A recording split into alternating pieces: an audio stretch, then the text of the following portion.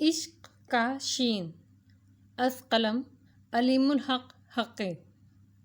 एक घंटे के अंदर कमरा रौनकों से भर गया। ठाकुरानी भी वहाँ मुंतकिल हो गई। उधर हवेली में हंगामा शुरू हो गया। उस रोज़ दावतें आम थी। हवेली में गांव के किसी घर में चूल्हा नहीं जला था। ठाकुर ने सख्ती से मना किया था। पूरा गांव हवेली में जमा था। फिर राग रंग में की महफिल जम गई। बनारस से नाचने गाने वालियाँ आई थीं। सब मेहमान वहाँ बैठे थे। ठाकुर मीरे महफिल था। फनकारों को दाद भी मिल रही थी और पैसा भी। चुनाचा वो जमकर अपने फन का मुजाहरा कर रहे थे। वहीं जमालुद्दीन भी था। वो दूसरे दर्जे के तमाशाइयों में था। वहाँ तमाशाइयों के 3 दर्जे थे। ठाकुर के मेहमान दर्जा अव्वल में इनके साथ थे। दूसरा दर्जा मज़ारीन का था। ये वो लोग थे जो ठाकुर की ज़मीनों पर काम करते थे। इनके लिए साइड में बड़ी सी दरी बिछा दी गई थी। तीसरा दर्जा हवेली में काम करने वालों या ऊपर के काम करने वालों का था। वो आज़ाद थे। चाहें तो खड़े होकर नाच गाना देखें और थक जाएं तो बेशक ज़मीन पर बैठ जाएं। जमालुद्दीन इस गांव में वाहिद मुसलमान था। शायद इसीलिए वो ठाकुर का मुंह चढ़ा भी था। इसकी उम्र 30 के करीब थी। जैसे वो ठाकुर का मुंह चढ़ा था वैसे ही इसकी बीवी ठाकुरानी के बहुत करीब थी। उनका एक ही बेटा था जो शादी के 6 साल बाद पैदा हुआ था और अब वो 10 माह का होने वाला था। ठाकुर ने बरसों पहले जमालुद्दीन के बाप मेहरदीन पर एक एहसान किया था। मेहरदीन पड़ोस के गांव में रहता था।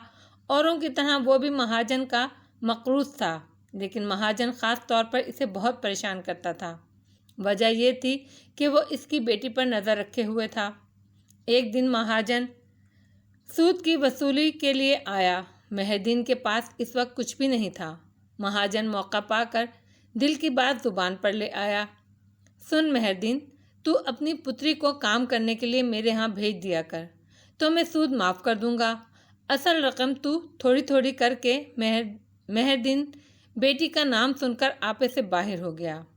उसने महाजन की मुरम्मत लगा दी।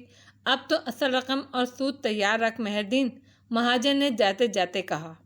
अब कि मैं तैयारी से आऊँगा। पूरी रकम ना मिली तो मैं तुझे घर से निकलवा दूंगा। मेहरदीन अपने ज़मींदार के पास गया जिसकी ज़मीन पर वो काम करता था और इससे मदद चाही। ज़मींदार ने बेमहरी से कहा, मेहरदीन, मैं इस तरह के मामले में नहीं पड़ता। राजा साहब, आप मुझे कर्ज दे दें, मैं आपकी पाई पाई उतार दूंगा। मेहरदीन ने हाथ जोड़ते हुए कहा, नहीं भाई मेहरदीन, ये मेरे लिए मुमकिन नहीं। माए बाप, आप मेरी मदद नहीं करेंगे तो कौन करेगा? मेहरदीन घबराने लगा।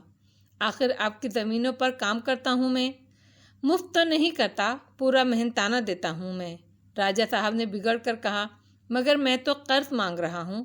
कर्ज देना मेरा नहीं, महाजन का काम है। राजा साहब ने बेरहमी से कहा, महाजन से बिगाड़ी क्यों थी? इज्जत की बात थी राजा जी। तो अब बीवी बच्चों को घर से बाहर आसमान के नीचे रखेगा तो वही इज्जत दूसरी तरह हो जाएगी। जाने वाली चीज़ तो नहीं बच सकती अकल के दुश्मन।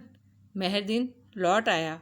वो समझ गया था कि ये राजा साहब और महाजन की मिली भगत है और महाजन अपनी नहीं, पर्दा रखते हुए राजा साहब के दिल की बात कर रहा था। वो डर गया।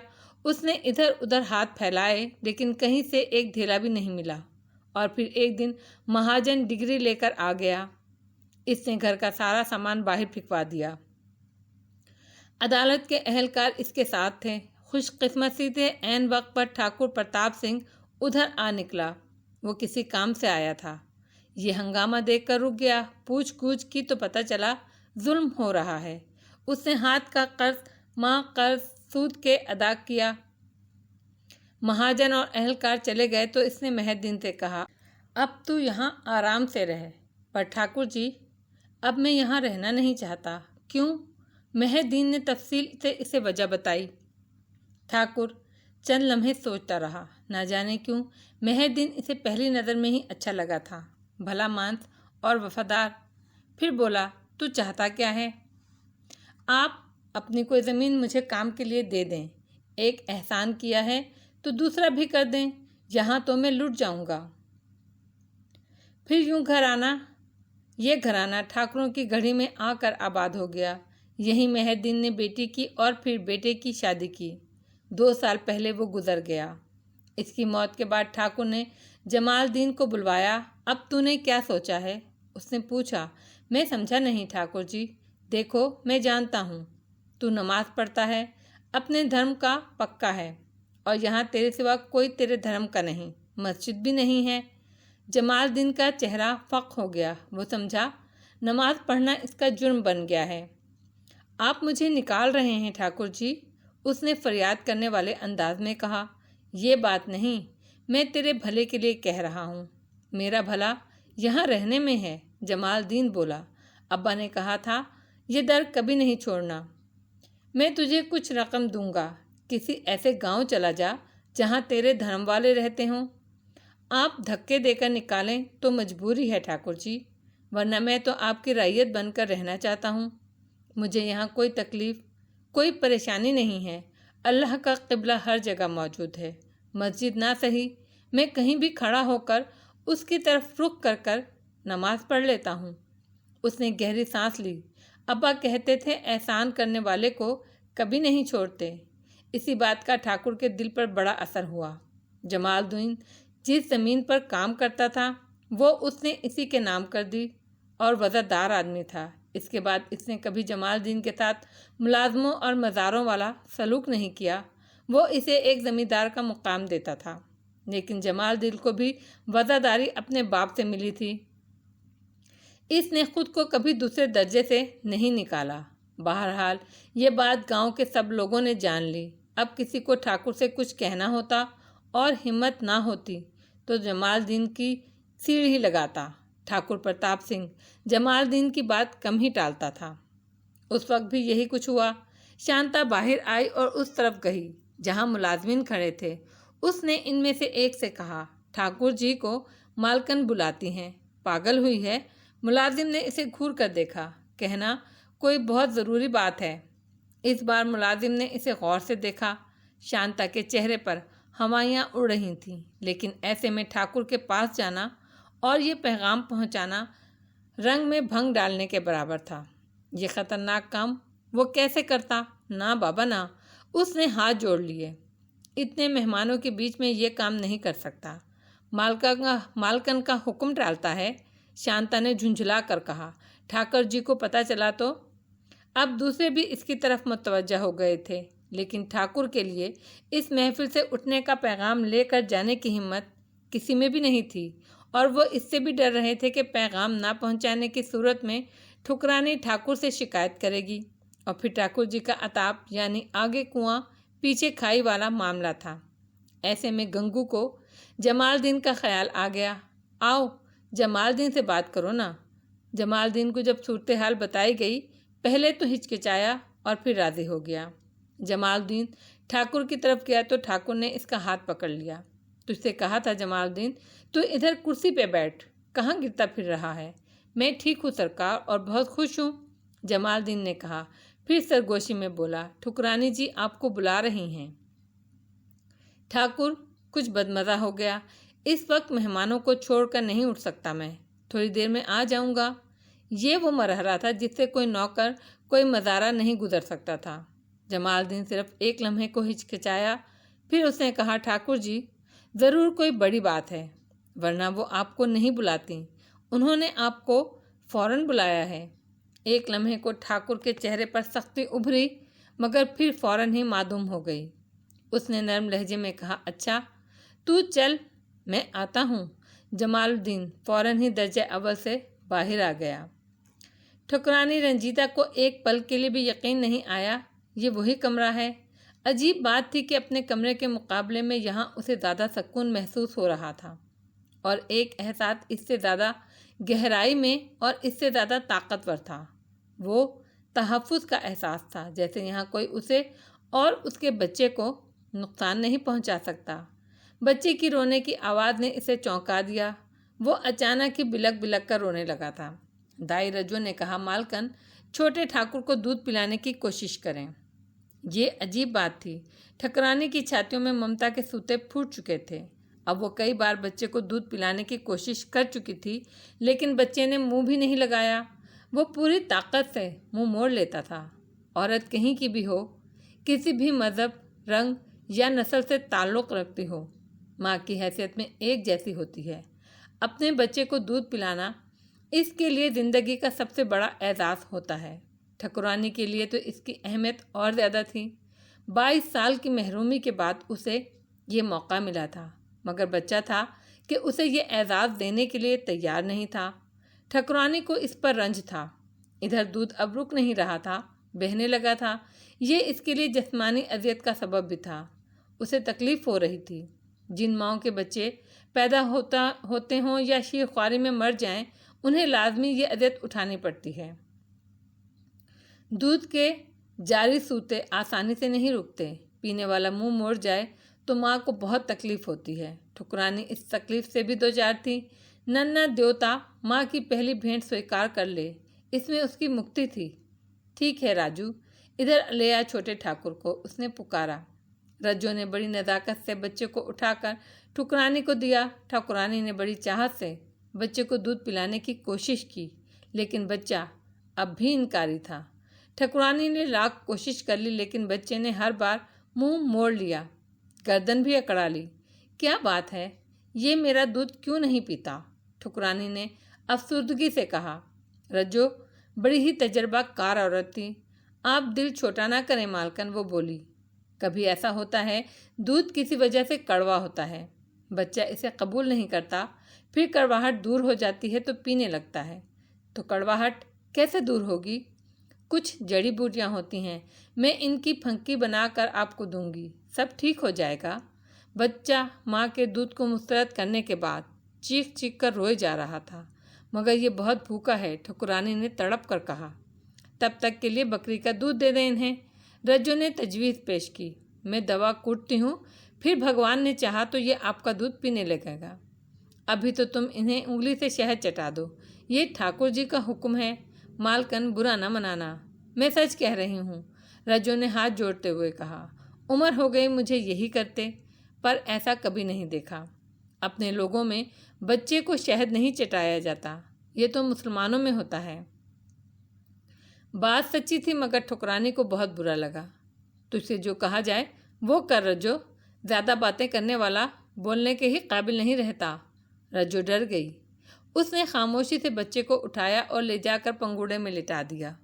फिर वो उंगली से शहद बच्चे को चटाने लगी। रोता हुआ बच्चा एकदम चुप हो गया। चंद मिनट बाद वो कुलकारियाँ मारने लगा और फिर सो गया। थोड़ी देर बाद फिर बच्चा चिंगाड़ने लगा। ठुकरानी ने शांता से कहा, देख तो शायद छोटे ठाकुर गीले हो गए हैं, कपड़े बदल दे। शांता पगूड़े की तरफ बढ़ी। मालकन, मैं घर जाऊं, आपके लिए दवा बनाऊंगी, दाई रज्जो ने ठुकरानी से पूछा। सुबह सवेरे ही आ जाऊंगी। ठकुरानी जवाब में कुछ कहने ही वाली थी कि पंगूड़े के पास से शांता की चीख सुनाई दी। हाय राम, क्या हुआ? ठकुरानी ने घबरा कर पूछा, मगर शांता कोई जवाब नहीं दे सकी। इसके होंठ अलबत्ता लर्ज रहे थे। एक हाथ सीने पर रखा था। ठकुरानी की घबराहट और बढ़ गई। बच्चा खैरियत से तो है ना? उसका दिल अंदेशों के बोझ से लरसने लगा। जी छोटे ठाकुर ठीक हैं, पर रज्जो दौड़कर उस तरफ गई और पंगूड़े में पड़े बच्चे को देखती ही, जिसका निचला धड़ बढ़ाना था, वो परेशान हो गई। क्या हुआ? बोलती क्यों नहीं? क्या बात है शांता? ठुकरानी चिल्लाई। शांता अब भी जवाब नहीं दे सकी। ठुकरानी ने रज्जो को पुकारा। रज्जो, तू बता, क्या बात है? वो मालकन, आप खुद देख लें, रज्जो ने जवाब दिया। वो गड़बड़ा रही थी। ठुकरानी का भी जब्त जवाब दे गया था। वो सारी एहतियात भूल कर उठी और पंगूड़े की तरफ लपकी। बच्चे को देखने के बाद इसके मुंह से बेसाख्ता हाय राम, ये क्या निकला। थोड़ी देर तक बच्चे के जिस्म के नाभ से नीचे वाले हिस्से को फटी आंखों से देखती रहीं। फिर रज्जो मनमनाई, मैं घर जाऊं मलकन? ठुकरानी ने चौंक कर नजरें उठाईं और उसे देखा। अचानक इसकी आंखें जैसे शोले उगलने लगीं। उसने कहा, रज्जो, पहले तुझे ये बताना होगा ये क्या है। रज्जो ने इसके तेवर देखे तो थर थर कांपने लगी। मैं क्या जानूं मालकन, मैंने तो कुछ नहीं किया है। तो फिर? मुझे कुछ नहीं पता मालकन। रज्जो का चेहरा फक हो गया। ठुकरानी शांता की तरफ मुड़ी। शांता, तू जाकर ठाकुर जी को बुला कर ला। मालकन, बाहर मुजरा हो रहा है। ठाकुर जी मेहमानों के साथ हैं, शांता ने घबरा कर कहा। ठाकुरानी आम हालात में नरम मिजाज थी, लेकिन इस वक्त सूरत हाल ऐसी थी कि इसे जलाल आ गया। इसने दुरुस्त लहजे में शांता को डपटा। मुझे भी मालूम है, तू मुझे मत पढ़ा, जा उनसे कहना बहुत ज़रूरी बात है, फ़ौरन आ जाएं, तू खुद जाकर उनसे कहना। अब कुछ भी कहने की गुंजाइश नहीं थी। शांता मरे मरे कदमों से यूं चली जैसे मक्तल की तरफ जा रही हो। ठाकुरानी को उस पर तरस आ गया। अभी थोड़ी देर पहले इस बेचारी पर बच्चे के गायब होने के सिलसिले में शुबा किया जा रहा था। इस वक्त खौफ से क्या हाल होगा उसका, और अब ये मुसीबत। किसी नौकर से कह देना, बुला देगा, पर यह बात मुंह से ना निकले, बस उनको बुलाना है, जल्दी जा। शांता के कदमों में जान पड़ गई। ठाकुर मेहमानों से माजरत करके हवेली की तरफ चला तो झुंझुलाया हुआ था। वो दिल में सोच रहा था कि इस बात पर ठाकुरानी की अच्छी तरह खबर लेगा। ऐसे ज़रा ज़रा सी बात पर मेहमानों के बीच से बुलवा लेना। ठाकुरों के यहाँ ये सब चोंचले तो जवानी में नहीं होते थे, जबकि अब तो बुढ़ापा आन लगा है चौखट पर। मगर फौरन ही इसके दिल में नरमी सी फूटी। बेचारी रंजीता बहुत अच्छी पत्नी थी। चोंचलों का अरसा, उमंगों भरी जवानी तो उसने दबे दबे गुजार दी थी, सिर्फ इसलिए कि भगवान ने उसे औलाद नहीं दी थी। और वो समझती थी ये इसकी अपनी नाअहली है, इसीलिए वो कभी कुछ मांगती ही नहीं थी, कोई मुतालबा नहीं करती थी, किसी भी चीज़ पर हक नहीं जिताती थी, यहाँ तक कर उस पर भी, अपने पति पर भी नहीं। ये सोचते हुए ठाकुर को अपना ख्याल आया, उसका भी यही हाल था। औलाद से महरूमी का जिम्मेदार वो खुद को समझता था। वो समझता था इसमें ये अहलियत ही नहीं है, और वो राजपूत था, आन बान वाला। वो ये बात किसी से कह भी नहीं सकता था, पत्नी से भी नहीं। इसने कभी अपना मुआयना भी नहीं करवाया। अगर रिपोर्ट साफ बता देती कि वो इस जौहर से महरूम है, तो इसके सामने मर जाने के सिवा कोई रास्ता नहीं रहता। चुनाचा वो खामोश रहा और अंदर ही अंदर एहसास कमतरी पालता रहा। शायद इसका एक फ़ायदा भी हुआ, ये कि वो एक अच्छा इंसान बन गया। वो बहुत बड़ा ज़मींदार था, दूर तक इसकी ज़मीनें थीं, 20 गांव थे इसके, बड़ी रैयत थी, पर इसने कभी ज़मींदारों की तरह रवायती आदतें नहीं अपनाईं। वो जालिम जाबिर नहीं बना। कभी नाच गाना देख लेना अलग बात है, मगर इसने कभी किसी औरत पर बुरी नज़र नहीं डाली, हवस में कभी मुब्तला नहीं हुआ, रैयत की बहन बेटियों को मैली नज़र से नहीं देखा, जबकि ज़मींदार तो पसंद की लड़कियों को घर से उठवा लेते हैं। उसने तो कभी किसी नाचने वाली की भी ख्वाहिश नहीं की, कभी किसी पर जुल्म नहीं किया। इसके मज़ारे, मुलाजमीन, घर के नौकर चाकर सब हमेशा इससे खुश रहे, इसे दुआएं देते रहे। वो इसकी इज्जत करते थे, इससे डरते भी थे, हालांकि इसने कभी किसी को सज़ा नहीं दी थी। वो तो हर परेशानी में इनके काम आता था, इनकी मदद करता था। फसल ख़राब हुई तो इसने अपना हिस्सा माफ़ कर दिया, उल्टा मज़ारों को कुछ पल्ले से दे दिया। किसी के घर में परेशानी हुई तो वो इसके काम आया, शायद सिर्फ इसीलिए कि वो 22 बरस औलाद से महरूम रहा और ख़ुद को कमतर समझता रहा, वरना शायद वो भी दूसरे ज़मींदारों की तरह ही होता। ये भी ठाकुर प्रताप सिंह की अच्छाई थी कि वो इस अंदाज में सोचता था। इसकी तबीयत में राजपूतों की ज़िद और अक्कड़पन के साथ ऐसा इंकिसार, ऐसी आजिज़ी थी जैसे राजपूत तौहीन समझते हैं, जो राजपूतों में होती ही नहीं है, वरना अगर वो पीछे की तरफ देखता तो अकड़ जाता। इसने अपने बाप ठाकुर रणबीर सिंह को देखा था, वो अहलात से महरूम न होने के बावजूद ऐसे ही थे। रियाया को औलाद की तरह समझते और उनका ख्याल रखते थे। आयाश तबाह नहीं थे, उनकी शराफत और इज़्ज़त की मिसालें दी जाती थी। प्रताप सिंह उन्हीं का बेटा था। और फिर ठाकुर प्रताप सिंह अपने माजी को देखता तो भी इसमें अकड़ पैदा हो जाती। वो अपने ब्याह से पहले जवानी के 9 साल गुजार चुका था। ब्याह तो उसका 25 साल की उम्र में हुआ था।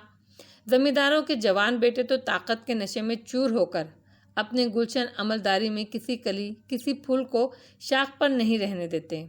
ठाकुर प्रताप सिंह चाहता तो क्या नहीं कर सकता था।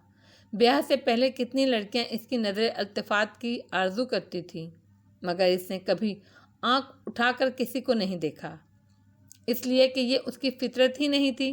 महरूमी तो बात की बात थी, और ब्याह के 5 साल बाद तो ठाकुरनी रंजीता ही दूसरे ब्याह के लिए इसके पीछे पड़ गई थी, मगर उसने हमेशा ही इनकार किया और बहुत सख्ती से इनकार किया। इसे रंजीता से बहुत मोहब्बत थी, वो इसे शौकन का दुख कैसे दे सकता था। मुझे बेटा चाहिए नाथ, रंजीता अक्सर झुंझला कर कहती। तुम्हारा बेटा? मेरी कोख से ना सही, किसी और की कोख से सही, तुम्हारा बेटा मेरा ही बेटा होगा। मैंने कह दिया ना, मुझे ये सुनना भी बुरा लगता है, मगर क्यों नाथ? देखो रज्जू, बेटे को मेरा मन भी बहुत चाहता है, पर मैं कहता हूँ भगवान को देना ही होगा तो तुमसे दे, वरना मुझे नहीं चाहिए। तो ठीक है। कमरे की तरफ बढ़ते हुए ठाकुर ने दिल में कहा, 22 बरस की दबी हुई रंजीता अब तवज्जो की हकदार हुई है। वो तुम्हें महफिल से भी बुलाए तो हंसी खुशी जाओ, माथे पर बल नहीं होना चाहिए। ये तवज्जो, ये नखरा अब इसका अधिकार है। वो तुम्हारी पत्नी ही नहीं, तुम्हारे छोटे ठाकुर की माँ भी है। उसने दरवाज़ा धकेला और कमरे में दाखिल हो गया। अंदर दाखिल होते ही इसे एहसास हो गया कि मसला रंजीता की तवज्जो हासिल करने का नहीं, बल्कि संगीन है। रंजीता बिस्तर पर नहीं थी, बल्कि पंगूड़े के पास खड़ी बच्चे को देख रही थी। इसके चेहरे पर वहशत थी। इसके पास ही धाई रज्जो और शांता खड़ी थी। उनके चेहरे सुते हुए थे। ठाकुर का दिल वसवसे से भर गया। बच्चे को कुछ हो गया है, ये सोचकर ही उसे लगा उसका दिल बंद हो जाएगा। सांसें रुक रही थीं, मगर इसी लम्हे इसे मजदूब की बात याद आ गई। बच्चा इसी तरह मिला है, दिया गया है, भगवान ने चाहा तो लंबी उम्र पाएगा। इसने खंकार कर गोया अपने आने का ऐलान किया। रंजीता ने चौंक कर इसे देखा और शांता और रज्जो से कहा, तुम बाहर जाओ, जब तक मैं न बुलाऊं अंदर नहीं आना। रज्जो और शांता नजरें झुकाए ठाकुर के करीब से गुजर कर बाहर चली गईं। क्या बात है रज्जो? ठाकुर ने वहीं खड़े खड़े पूछा। उसे आगे जाने और बच्चे को देखने की हिम्मत नहीं हो रही थी। न जाने क्या देखने को मिले। इधर आए नाथ। ठाकुर धड़कते दिल से बढ़ा और पंगूड़े के पास पहुंच गया। इधर देखें बच्चे को, ठाकुरानी ने कहा।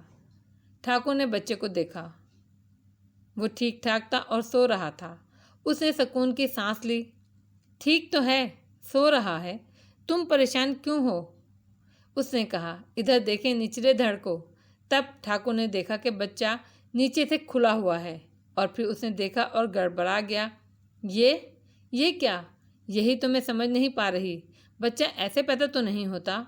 हाँ, ऐसा होता नहीं, मगर मुस्लिमों के यहाँ बच्चे को ऐसा कर दिया जाता है। उस लम्हे एक अजीब बात हुई। इस परेशानी में भी ठाकुर को लफ्ज़ मुसला बुरा लगा। सुनो रंजीता, हम लोग नफ़रत से उनकी तौहीन करने के लिए मुसलमानों को ऐसे पुकारते हैं। अब तुम आइंदा कभी ये लफ्ज़ ज़ुबान पर नहीं लाना। ठाकुरानी की समझ में कुछ नहीं आया। वो सवालिया नज़रों से इसे देखती रही। देखो ना, हमें ख्वाब में जिन्होंने बड़ी खबर दी वो मुसलमान बुजुर्ग थे। फिर आज जिस मजदूब से मैं मिला वो भी मुसलमान था। इसका मतलब है कि भगवान की इच्छा से हमारा और हमारे बेटे का मुसलमानों से कोई संबंध हो गया है। अब इन्हें कभी ऐसे नहीं पुकारना, कभी बुरा नहीं कहना। ठुकरानी ने सर को तफहीमी जंबिश दी। ठाकुर ठीक ही कह रहा था, मगर ये, उसने बच्चे की तरफ इशारा किया। हाँ, ये समझ में नहीं आता कैसे है। दोनों चंद लम्हे सोचते रहे। फिर ठुकरानी ने कहा, बच्चे को यहाँ कौन लाया था? ये तो मुझे मालूम नहीं। मुझे तो मजदूर ने बताया था कि बच्चा यहाँ पहुँचा दिया गया है और अब यही उसका कमरा है, ठाकुर ने कहा। फिर उसे याद आया, जब उसने मजदूर से पूछा था कि वो कहाँ से आ रहा है तो उसने हवेली की तरफ इशारा किया था और उसने कहा था, हम तो खुद खैर मुक़द्दम के लिए यहाँ आए थे, कुछ ज़रूरी काम भी निपटाने थे, अब हमें जाना है। ये तो ठाकुर अब सोच रहा था कि वो कौन से काम थे जो मजदूब ने निपटा लिए थे। बच्चे को इस कमरे में पहुँचाना, शहद चटाना और फिर मजदूब ने यह भी कहा था, बच्चे की सूरत देख ली और दुआ भी दे दी, हम वहीं से आ रहे हैं। तो ये तो था कि मजदूब यहाँ आया था। मेरा ख्याल है रज्जो कि बच्चे को मजदूब ने ही यहाँ पहुँचाया था। तो हो सकता है उन्होंने ही। ठकुरानी ने जानबूझकर जुमला नामुकम्मल छोड़ दिया। पागल हुई हो, ठाकुर ने बिगड़ कर कहा। कोई ऐसा करता तो कोई निशान होता, कटा होता, ज़ख्म होता, इतनी जल्दी ठीक तो नहीं हो सकता। तो अब भी मैं क्या कहूँ, ठुकरानी बोली। आप बताएं, आप जब इस कमरे में आए थे तो दरवाजे पर ताला था? हाँ, मैंने चाबी से ताला खोला था। मगर तुम कहना क्या चाहती हो? देखे नाथ, अगर वो सबकी आंखों के सामने बच्चे को उठाकर यहाँ ला सकते हैं, ताला खोले बगैर इसे अंदर ला सकते हैं, तो ये भी कर सकते हैं। अच्छा एक बात बताइए, ये कमरा तो बरसों से बंद था। यहाँ तो गर्द मट्टी होगी, मकड़ी के जाले होंगे, घुटन होगी, अंधेरा होगा। ऐसा कुछ नहीं था। ठाकुर ने कमरे का नक्शा बयान किया। अब अगर बरसों से बंद किसी कमरे की सफाई करें तो पूरा दिन लग जाए, मगर ये कमरा मिनटों में साफ हो गया, तो क्या ये नहीं हो सकता कि ज़ख्म मिनटों में ठीक हो जाए? बात ठाकुर के दिल को लगी, लेकिन फिर भी इसे यकीन नहीं आ रहा था। अच्छा तुम राजू को बुलाओ, मैं इससे बात करूँगा। ठुकरानी ने आवाज़ दी तो रज्जो अंदर आ गई। वो सर झुकाकर खड़ी हो गई। रज्जो, तू क्या कहती है इस मामले में? मैं क्या कह सकती हूँ मालिक, रज्जो गड़बड़ाई। तू जानती है मैं क्या पूछ रहा हूँ। ठाकुर का लहजा सख्त हो गया। इसमें मेरा कोई कसूर नहीं मालिक, वो तो मैं जानता हूँ। तेरा किसी तरह भी कोई कसूर नहीं। ठाकुर ने लहजा नरम कर लिया। बस मैं ये जानना चाहता हूँ, ये पैदा ही ऐसे हुआ है या बाद में ऐसा हुआ? मुझे मालूम नहीं ठाकुर जी, ये कैसे हो सकता है? ये तेरे हाथों की पैदाइश है? वो ठाकुर जी, मैंने इस बात पर ध्यान ही नहीं दिया था। झूठ बोलती है तू, ये तो मुमकिन ही नहीं। ठाकुर को अब गुस्सा आ गया। सच बता दे, नहीं तो मैं तुझे शिकारी कुत्तों के आगे डलवा दूंगा। रज्जो थर थर कांपने लगी, लगता था बेहोश होकर गिर जाएगी। सच बता दे, तुझे कुछ नहीं होगा रज्जो। ठुकरानी ने इसे दिलासा दिया। मालकन, अगर आपको विश्वास नहीं हुआ तो? रज्जो ने कहा।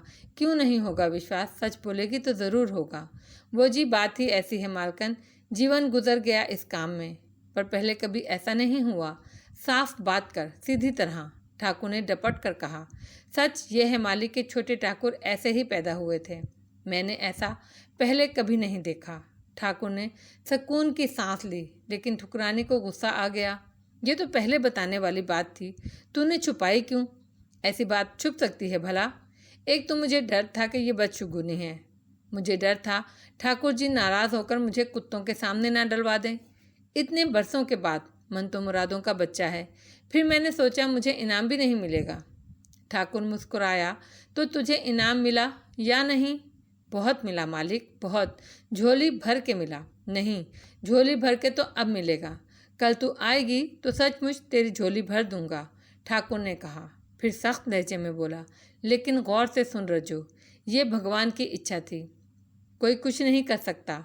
लेकिन ये बात किसी को मालूम ना हो, वरना तेरी खैर नहीं। मेरी ज़ुबान नहीं खुलेगी मालिक। पर शांता, तू इसकी फिक्र ना कर, मैं उसे समझा लूँगी। ठुकरानी ने कहा। बस अब तू जा। रज्जो चली गई। वो दोनों खामोश थे, अपनी अपनी सोचों में गुम। दोनों एक ही बात सोच रहे थे, लेकिन एक दूसरे से कहना नहीं चाहते थे। वो सोच रहे थे ये क्या हो रहा है हमारे साथ, एक दिन में कितना कुछ हो गया। मगर खैर, जीवन अकारत तो नहीं गया। मन की सबसे बड़ी मुराद तो पूरी हो ही गई। ये सच्ची बात थी। वो औलाद पाने के लिए कुछ भी कर सकते थे, कुछ भी। चंद मिनट बाद ठुकरानी ने आवाज़ देकर शांता को बुलाया। शांता, छोटे ठाकुर को कपड़े बदल दे। शांता बच्ची के पास जाकर मसरूफ़ हो गई। ठुकरानी और ठाकुर मसहरी पर आ बैठे। सुन शांता, इस बात का कभी किसी से ना कहना, ठुकरानी ने पुकार कर कहा। शांता ने सर झुकाए झुकाए कहा, कौन सी बात मालकन? यही वाली, छोटे ठाकुर वाली। मुझे तो ऐसी किसी बात का खुद भी नहीं पता मालकन, और जो बात मुझे नहीं पता वो मैं किसी को कैसे बता सकती हूँ? शांता ने मासूमियत से कहा। और सुन, छोटे ठाकुर का ये काम अब सिर्फ तेरे ज़िम्मे है। फिर कभी किसी के सामने इनका गीला सूखा ना करना। शांता बच्चे को कपड़े पहनाकर मुड़ी। मालकन, वो हमीदा दीदी आई हुई हैं, तू जाकर इन्हें भेज दे और घंटा 2 घंटा सो जा। तब तक मैं हमीदा को अपने पास रख लूँगी। हमीदा कौन? जमालदीन की घरवाली, ठाकुर ने कहा। ठुकरानी ने अस्पात में सर हिला दिया। शांता के जाने के बाद ठाकुर ने कहा, रंजीता, अकेली शांता तो बच्चे को नहीं संभाल सकेगी, और कोई और बच्चे का काम करेगा तो राज राज नहीं रहेगा। आप फिक्र नहीं करें नाथ, थोड़े दिन की बात है। रज्जो शांता का हाथ बटा देगी। एक दिन में मेरे पास रहेगी तो दूसरी रात में, और फिर बाद में तो मैं इसे अपने राज दुलारे का हर काम खुद ही करूँगी, किसी को छूने भी नहीं दूंगी इसे। ठाकुर मुतमईन हो गया। और कोई बात तो नहीं है ना परेशानी की? ठुकरानी एक लम्हे को हिचकिचाई, फिर बोली तो इसका लहजा फ़ख्र में था। आपका बेटा राजपूत है, बहुत ज़िद्दी है, पता है अब तक मेरा दूध नहीं पिया इसने। भूख से तड़प रहा होता है मगर दूध को मुंह नहीं लगाता, बस शहद पर गुजारा हो रहा है। ये तो परेशानी की बात है, ऐसा कब तक चलेगा? दूध के बगैर तो बच्चे का गुजारा नहीं होगा। ठाकुर परेशान हो गया। भगवान जाने। इसी लम्हे दरवाजे पर दस्तक हुई। आजा हमीदा, ठुकरानी ने पुकारा। दरवाज़ा खुला और हमीदा अंदर दाखिल हुई। ठाकुर को देखकर वो झिझकी, फिर हाथ जोड़कर बोली, मुबारक हो ठाकुर जी, बधाई हो मालकन। ठाकुर मुस्कुराया। ठुकरानी ने मुस्कुराकर शुक्रिया कहा और फिर पूछा, तू अपने बच्चे को नहीं लाई? यहाँ आते हुए इनके पास छोड़ आई हूँ मालकन। हमीदा ने महबूब लहजे में कहा। ले आती तो अच्छा था, अब अगर मैं तुझे कुछ देर रोक लूँ तो? आप हुक्म करें तो मैं पूरी रात रुकी रहूँगी, हमीदा ने बेसाख्ता कहा। ठाकुर उठ खड़ा हुआ। मैं जा रहा हूँ ठुकरानी, मेहमान बैठे हैं, बुरी बात है। ठीक है नाथ। हमीदा को बैठे थोड़ी ही देर हुई थी कि बच्चा बिलक बिलक कर रोने लगा। छोटे ठाकुर उठ गए। हमीदा ने मुस्कुराते हुए कहा, देखूं गीले तो नहीं हो गए? वो उठकर पंगुड़ी की तरफ चली गई। ठुकरानी बौखला गई। हमीदा, गीला हो तो तुम हाथ ना लगाना, मैं आप ही बदल लूँगी। उसने लहजे को आम रखने की कोशिश की थी। हमीदा को इसके लहजे की वहशत ने हैरान कर दिया। इसमें क्या हर्ज है कि मैं? फिर इसने सोचा, मालकों की बातें मालिक जाने, क्या पता कोई धर्म का मामला हो। उसने पंगूड़े में लेटे बच्चे को देखा और देखती की देखती ही रह गई। वो बहुत खूबसूरत बच्चा था। पेशानी बहुत कुशादा थी, उसके नक्कुश खड़े और बहुत प्यारे थे। इसकी आंखें बंद थीं और बिलक बिलक कर वो रो रहा था। हमीदा ने देख लिया वो गीला नहीं था। छोटे ठाकुर गीले नहीं हैं मालकन, भूखे हो रहे हैं। उसने ठुकरानी को बताया। उठा कर ले आओ, मैं कोशिश करती हूँ, अब तक इन्होंने दूध नहीं पिया है। ठाकुरानी ने कहा, ये तो अच्छी बात नहीं। हमीदा ने बच्चे को उठाए हुए कहा। बच्चे ने हमीदा की गोद में आते ही हाथ पैर चलाना शुरू किए और फिर इसके नन्हे नन्हे हाथ हमीदा की छातियों पर रुक गए। फिर जैसे वो बार बार हाथ मारकर दूध का मुतालबा करने लगा। ये तो साफ साफ दूध मांग रहे हैं, हमीदा ने हंसते हुए कहा और दिल में सोचा, कितना अक्लमंद है छोटा ठाकुर, अभी से इतनी समझ, अच्छा शगुन है, शायद अब दूध पी ही लें। ठुकरानी ने हाथ फैलाए, लेकिन ठुकरानी के साथ बच्चे का रवैया अब भी पहले जैसा था। ठुकरानी इसे ज़बरदस्ती अपनी तरफ करती और वह पूरी कुव्वत से ताकत से मुंह मोड़ लेता। यही नहीं, वो बार बार पास खड़ी हमीदा की तरफ देख रहा था, हाथ बढ़ाता था। ठुकरानी का चेहरा खफ़त से तमतमा उठा। पता नहीं क्या बात है, कोई ख़राबी है मेरे दूध में? ये बात नहीं मालकन, कभी ऐसा भी हो ही जाता है। बच्चा अब चीख चीख कर रो रहा था। साफ पता चल रहा था वो जिद कर रहा है। इससे ने तो आसमान सर पर उठा लिया था। हमीदा, इसे ले जाकर लिटा दे और शहद चटा दे, इसी पर गुजारा हो रहा है मेरे बच्चे का। मगर हमीदा ने जैसे ही बच्चे को गोद में लिया, बच्चा यकलख चुप हो गया। इसके नन्हे मुन्ने हाथ फिर हमीदा को टटोलने लगे। हमीदा का अपना दूध पीता बच्चा था। वो ममता से भरी थी। उसका दिल पिघलने लगा, लेकिन कुछ कहने की हिम्मत नहीं हुई। वो बच्चे को गोद में लिए वहीं खड़ी रही। ठुकरानी कोई बच्ची नहीं थी, समझ गई। इसका दिल रंज और हसरत से भर गया। मेरा बच्चा और मेरा दूध ठुकरा कर किसी और का दूध मांगे, ये कैसी तौहीन है ममता की। वो सोचती और दांतों से अपना निचला होंठ दबाती रही। नन्हे मुन्ने हाथों की छेड़खानी ने ममता से लदी फदी हमीदा को बेहाल कर दिया। बच्चे पुकारें, दूध मांगे तो रुकी हुई ममता आतिशफिशा की तरह हो जाती है। अब मालकन का रोब भी हमीदा को बाज नहीं रख सका। उसने मल्तीजियाना लहजे में ठुकरानी से कहा, छोटे ठाकुर तो मुझसे दूध मांग रहे हैं। ठुकरानी का जवाब बेहद मुख्तसर और फैसला कुन था। इसे पंगूड़े में लिटा दो और उंगली से शहद चटा दो। हमीदा किसी और ही कैफियत में थी। वो बच्चे को लिपटाए खड़ी रही, फिर बोली, पिलाने देना मालकन, मैं कहती हूँ लिटा दे इसे। इस बार ठुकरानी ने गरज कर कहा। हमीदा की कैफियत ख़त्म हुई। उसने बड़ी नज़ाकत से बच्चे को खुद से दूर किया, फिर इसे पंगूड़े में लिटा दिया। बच्चे ने फिर रोना शुरू कर दिया। 1 मिनट बाद तो ये हाल हुआ कि इसकी चीखें छत फाड़े डाल रही थीं। हमीदा इसे शहद चटा। ठुकरानी ने पुकारा, लेकिन इस बार बच्चा शहद में डूबी हुई उंगली से भी मुंह मोड़ रहा था। बल्कि उसने एक और अदा सीख ली। अब वो होंठ सख्ती से भींच लेता था और इसके दोनों हाथ आगे की सिमत मुसलसल कुछ तलाश कर रहे थे। वो नन्हे नन्हे हाथ अपनी मंजिल को नहीं छू सकते थे, लेकिन कोशिश किए जा रहे थे और हमीदा इनकी मासूम लम्स को, इसके जानदार मुतालबे को साफ अपने दिल पर महसूस कर रही थी। उसे लग रहा था उसका दिल फट जाएगा। बच्चा इतने ज़ोर से रो रहा था कि इतने फासले से बात करना मुमकिन नहीं था। हमीदा ठकुरानी के पास चली आई। मालकन, छोटे ठाकुर शहद भी नहीं ले रहे, उसने कहा। ठुकरानी ने एक नज़र इसके चेहरे को देखा और जान लिया वो इसके बच्चे को दूध पिलाने के लिए तड़प रही है।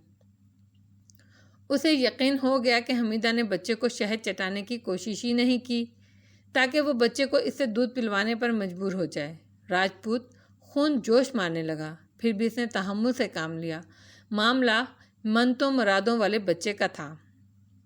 मालकन, मुझे दूध पिलाने देना, हमीदा ने गुड़गड़ाते हुए कहा। सुन हमीदा, ये जो दूध होता है ना, ये असल में खून होता है, ठाकुरानी ने बेहद सर्द लहजे में कहा। और हम राजपूत लोग अपने खून में मिलावट करने से अच्छा मर जाने को समझते हैं। ठकुरानी कह तो गई, लेकिन अगले ही लम्हे लर्ज गई। ये कैसी मनहूस बात मुंह से निकाली उसने। इस बच्चे पे तो सब कुछ कुर्बान किया जा सकता है। उधर हमीदा कुछ सुनने और समझने के काबिल ही नहीं थी। वो बोली, खुदा की कसम, मैं किसी को भी नहीं बताऊंगी मालकन, किसी को पता नहीं चलेगा। इससे क्या फ़र्क पड़ता है, खून में मिलावट तो हो ही जाएगी। अब कुछ कहने की गुंजाइश नहीं थी। हमीदा ठुकरानी को ठुकर ठुकर देखती रही। उसकी निगाहें जैसे भीख मांग रही थीं। उधर बच्चे की चीखें, इधर हमीदा की नज़रें। ठुकरानी का दिल कटने लगा। बैक वक्त दोनों चीज़ें बर्दाश्त करना इसके लिए नामुमकिन था। उसने हमीदा से कहा, तू अब घर जा हमीदा, और ये बात किसी से नहीं कहना। नहीं कहूँगी मालकन, मगर एक बात पूरी करने की इसमें हिम्मत नहीं थी। ठाकुर को पता चल गया तो तू ये चाहती है वो तेरा खून पी जाए, और मेरा भी, ठुकरानी ने बेहद नरम लहजे में कहा। यह सुनकर हमीदा का चेहरा फक हो गया। बस अब तू जा, और जाते हुए शांता को जगा दे। कहना, मैं बुला रही हूँ।